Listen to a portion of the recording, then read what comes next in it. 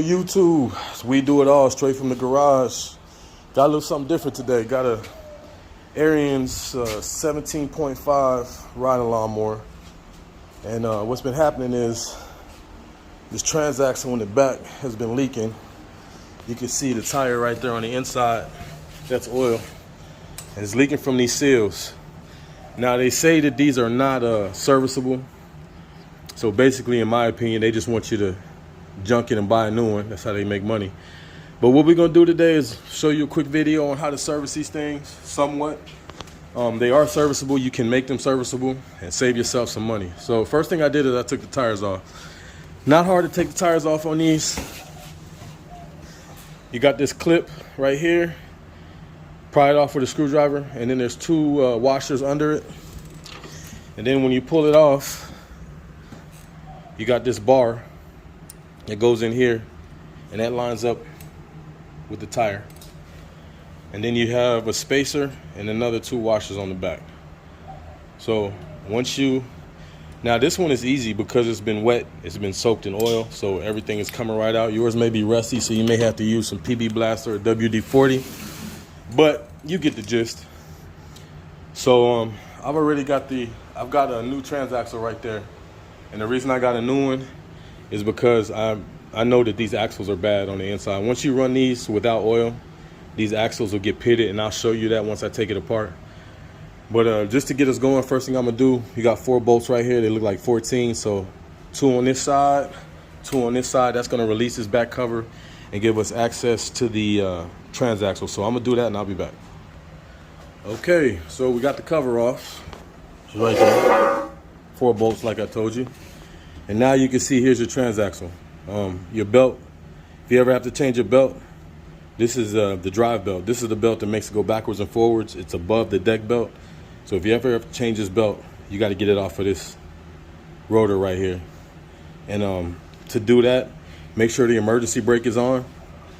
And then once you have tension on the emergency brake, it'll release this belt and it'll give you enough room. You can even take it off without taking this bar off right here. But anyway, to get the transaxle off, it's 4 bolts. Well, actually 6. You got 2 here, 2 here. I think they're 13s. Then you got 2 here and 2 here. And then up front, you have 1 on each side. These are motor mount bolts, 1 on each side. So we'll get all those out, get this belt off, and I'll be back. All right, I just wanted to show y'all this real quick. So to get the belt off, I put the screwdriver in up here, and I'm just running it around. My brake is on, and what it does is releases tension on the belt.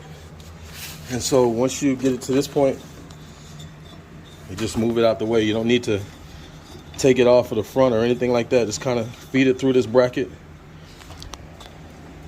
and get it out the way. And there you go. So I got 2 more bolts. Oh, let me get that light off, sorry. I got 2 more bolts to take off, and I should be able to drop this transaxle. And when I do, I'll come back, show you guys how to take it apart, show you guys what the inside looks like. And also I'll show you the seals, how they go bad and what these 2 axles look like. So I'll be back in a few. All right, y'all, so I got the transaxle out. Now, one thing you need to be worried about, or not worried about, but make sure you understand it. This right here, this is your gear selector, and it's held together by this bar. This gear selector has to come off. So it's just a bolt. Pull that bolt out, and once you pull that bolt out, you should be able to slide everything out. So I'm gonna go ahead and get this bolt off right here. Remember, you don't have to take the bar off. Just take this bolt out the gear selector, and then you can put it on a new transmission when you're done. Now I'll go ahead and take this bolt out, and then I'll be back. All right, got it out. So this is what it looks like from the top. You got a ring. I'm sorry, I already took it out, but you got a ring that goes over this gear right here. So I use these snap ring pliers, put them in there, take the ring off. That's what it looks like. And then we got to take this bar off. We don't have to, but I'm gonna go ahead and take this bar off. That way you get better access. That bar comes right out. Now you can pull this up. Now granted, this comes out easy because it's had oil in it. Yours may be a little bit harder. You may have to put some WD-40 in there to get them out. Just remember that. So this is the top of your transaxle. And what we're gonna do, even though I got a new one, just to kind of show you, I'm gonna go ahead and pull it apart. There's like 20 bolts around it that have to come out. They're all 10 millimeters. So one there, one there. There's 2 in here. Oh, got so much dirt in this thing. Anyway, there's 2 in here, or 1. But all the way around the case, there's 10 millimeter bolts. These brackets will have to come off. Those are 12s. And then there's 10 millimeter bolts on the axles themselves.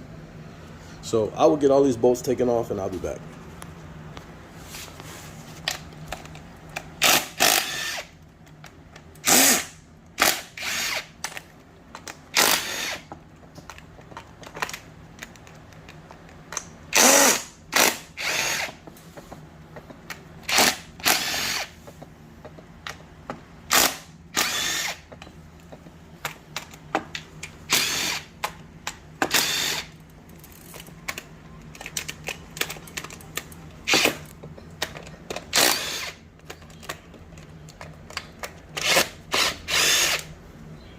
There is 2 in there.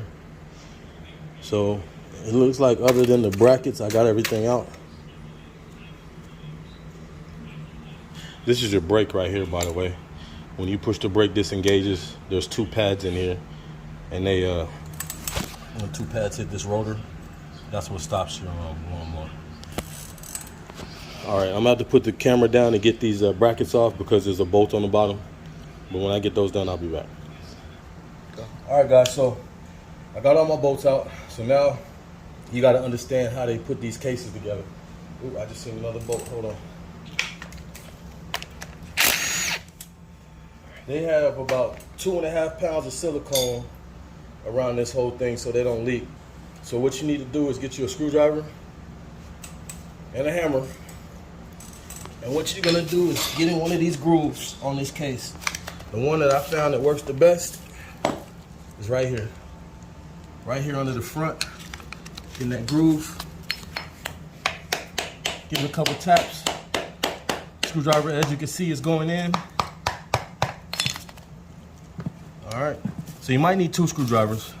But you're just gonna get it in there the best you can. Pry up a little bit. Let me grab another screwdriver. So the goal is to pry through the silicone and get it to the case.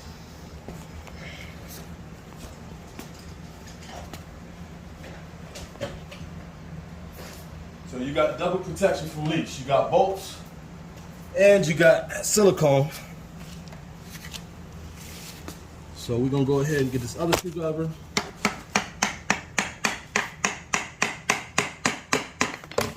Get that in there. Just keep working our way around.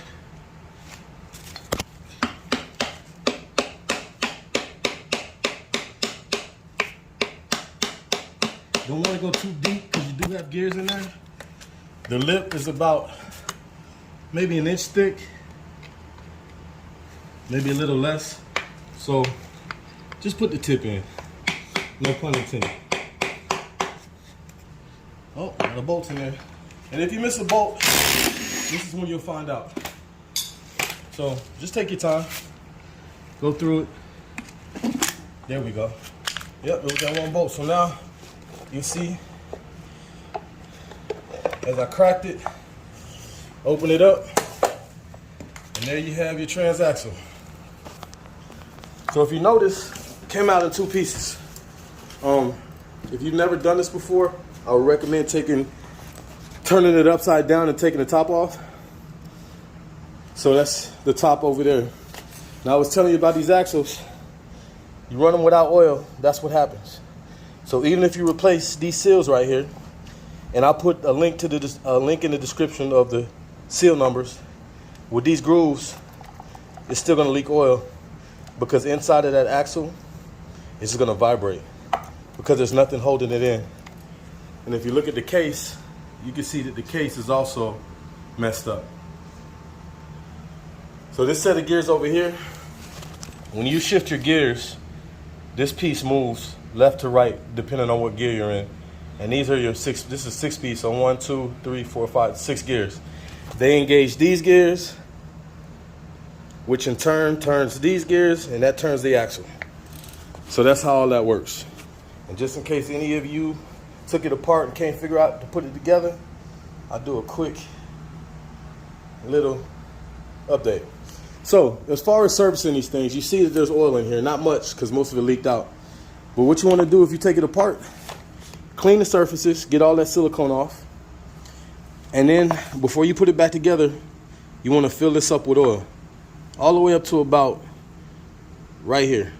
Maybe leave yourself a 1/4 inch lip space on both sides.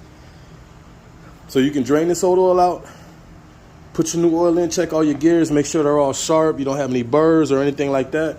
Clean all the silicone off, put it back together. Now what I've heard of some people doing is down here, drilling a hole and tapping it, so that way if you want to replace the oil, you could just pull it out, pull the screw out, and then you can refill it. The refill point on these, I'll show you on the new one. They say you're not supposed to be able to do it, but right here,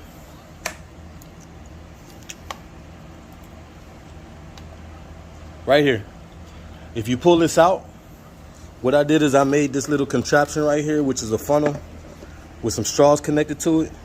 You can stick the straw in that hole and fill it up, or if you have a syringe, you can fill it up. It takes about 1/4 of oil. I use, I think from the factory, they use some, I don't know, 2050 or whatever, but it's gear oil. So I use 85 140, but normal use 75 90 will work.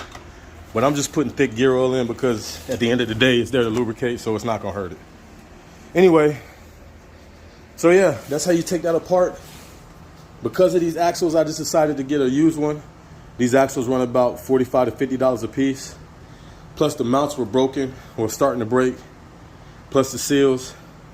So all of that's gonna run you about $150, $160. And I got a whole used transaxle for a fraction of that. So